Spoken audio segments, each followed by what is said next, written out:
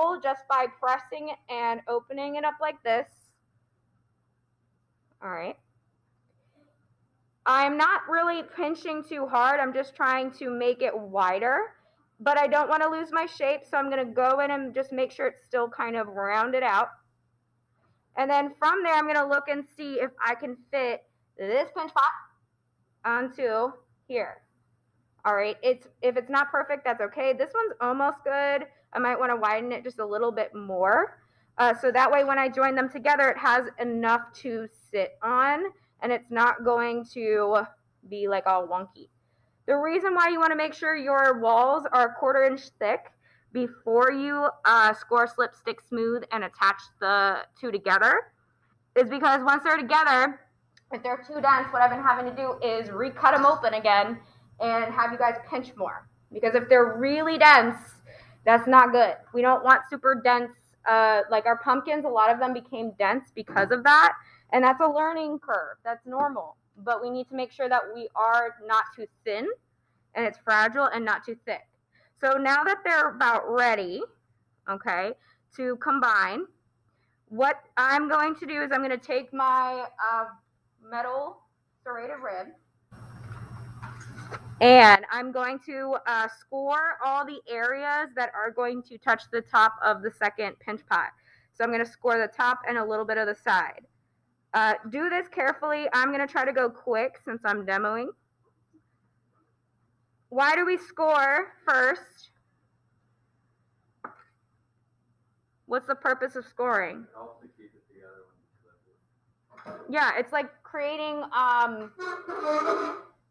what's the word? Well, it creates ridges so that way when you're using your slip, it's like the glue, right? So it's having somewhere for the glue to sit and hold. So as I go in to make that part, a couple things that have changed if you took this class, and then if you don't know, I'm going to show you where it is.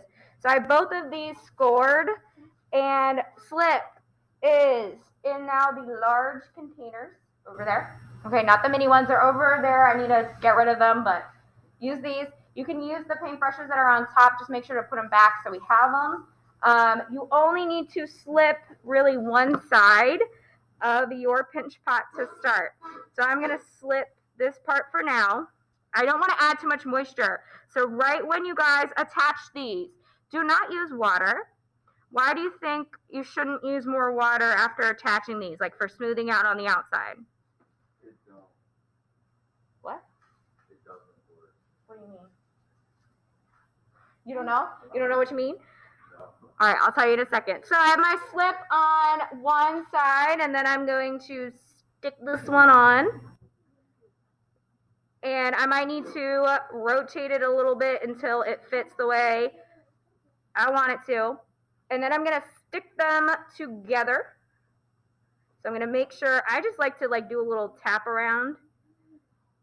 And it sticks together. And then from there, depending on how soft your clay is, this clay was pretty soft when I started. So I'm going to take instead of my finger, I'm going to take a wooden 45 tool in the smooth end, and I'm going to start to smooth it out. You can do this with your finger or with this tool. Either one works. You will need to switch over and smooth out with your finger after you get this initially on. Once they're blended out, you want to make sure you first blend them 100% together. What do you notice about what's happening right now with the slip? Is it soft? Is my clay soft right now? Like if you look at it. Slip's kind of coming out the side, so that means I might have used just a little too much.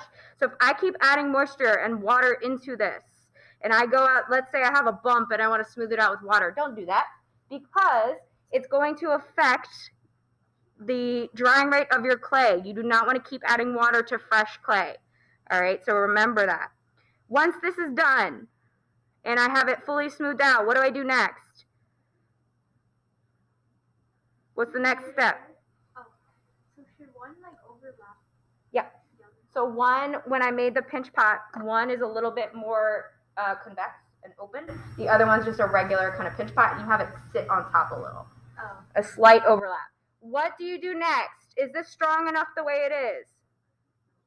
What do you need to do? You need to put a Band-Aid on it of clay. Wrap it around. What's the actual term? I don't know. You give it A what? Coil. Remember those? If you have not rolled out a coil before, once this is smooth, you are going to make sure that you get another piece of clay. It doesn't matter exactly how big it is. It doesn't matter how big it is, but if you take too little clay, you're just going to have to go back and grab more to make another coil. The reason why we do the coil is because it's too weak from our seam. So when I take the whatever piece of clay, where'd it go? This is going to be, I can't attach this right now. But when I make the coil, and I will do a coil demo for those who need it, but I'm not going to re-show the coil demo right now.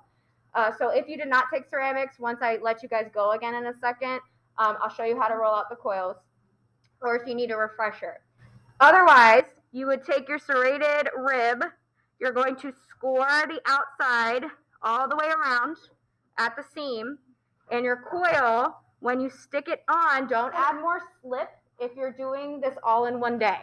Okay, if you add the coil the same day that you attach them, the clay should be soft enough, and you're going to press down and smooth this whole entire thing out. It should be 100% smooth.